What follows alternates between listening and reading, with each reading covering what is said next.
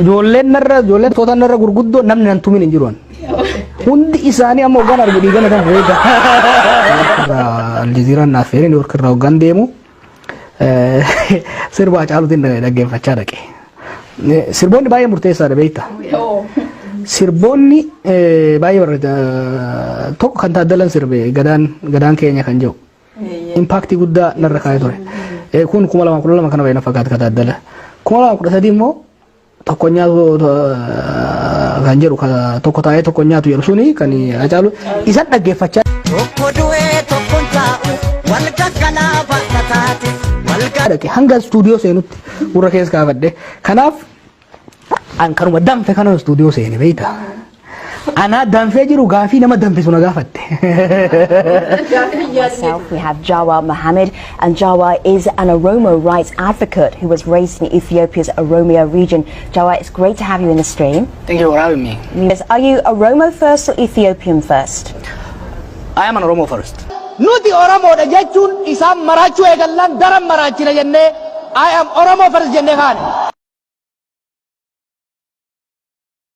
Kagara fuuldura odoo ixaana qabaatan irra buufneet. Irraa ina sila. Akka buna danfifneet wanni isaa maal fakkaata kaja'u yookiin immoo qallee moora laallee sila murteessina. Kagara fuuldura rabbi qofa beeka. Fedhii aartii guddaan qaba. Osoon gara siyaasaa goruu baadde haati akkan doktora ta'uu barbaadde. Ani immoo sagalee na jallati malee sila wallisaa afaan ta'uu barbaadde.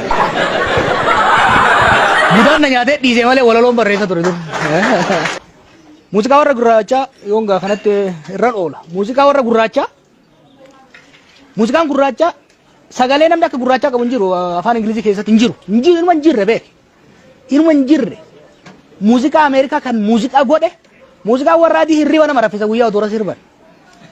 Gurraachi garuu gaafa gabrummaarraa kaasee sirba ajaa'ibaa sirba ture beekta. Garuu diinagdee jalaa kuffisan. Har'a Eeshiyaa yoo dhaytan, Chaayinaa yoo dhaytan akka Tupaakii fi akka 50 Centitti surree ol harkifataa deemu. Gaafan barata gaafan afroo qabu sani Adaamaa mana barcaa tokko taa'eetiin na duuba nama afaan Oromoo waa'ee aartii haasa'u dhagaye.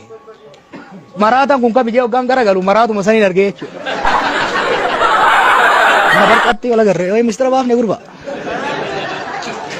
An takka dikkisii qopheesseetis dhaqeetis hin beeku. Gaafa sarki xiyyaa'u namni hanganaa dhufee hin beeku bee nama shaniit ture. Namni dura yoo ol fuudhu waggaa duraa san baranoo jedhama. Waliin lolu jaarsaa jaartillee waliin fikir ba fikirii hundi isaa.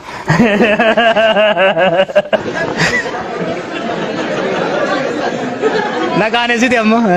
Wanni raafamu yookiin dhadhaa baasaa yookiin anan balleessa.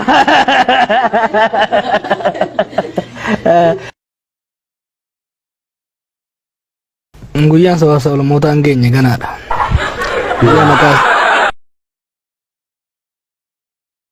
Kan ijoollummaa marraa raaf shumarran ture. Gaafan mana barnootaa tures ijoollee gurmeessuu uummata kakaasu naannoo keenya san gara ganda qabalee 20tu jira. Gandi ani miilaan hin dhaqin jiru yeroo san. Ganda hunda miilaan dhaqeetiin gurmeessan ture nan kakaasan ture. Gurbaa diimaa barataa san naan jedhan yeroo gootummaa sodaas hin qabu. Waan man ol deemalee natti fakkaata. Gootummaa illee hin qabu nam sodaa illee hin qabu. Namummoo harreedha jedhanii si ka samii ol laaltee hagam fagaatettee dhiitu ol utaalte. Uummanni Oromoo maal gochuu qaba? Uummanni Oromoo dura rabbiif galata galchuu qaba. Warri abaabaa kun dhufeetti nama barate fidaa jedhanii jedhan. Nama barate fidaa. Bulchaa biyyaa bulchuu jennaan hin barbaannu nama barate jedhan. Gabareen waa ta'u jedhan bulchaan. Lakkii nama hin barbaannu nama barate hin ta'u. Maal jennaan namni barate sodaattudha jedhan. Warri dandeettis gahumsas hin qabne yeroo siyaasaa bocolan waan hin argeef filannoo kanarratti dhugaan Oromoo awwaalamuuf akka deemuun argee jechuudha. Namni Finfinnee jidduu dhaabatee nama arrabsaa jijjiiramni hin dhufeedha. Achi taa'ee. Nama arrabsuu danda'uun isaa sunuu jijjiirama tokko. Jijjiiramni baay'ee dhufe namni akka fedhetti deema akka fedhetti dubbata. Inumaa'uu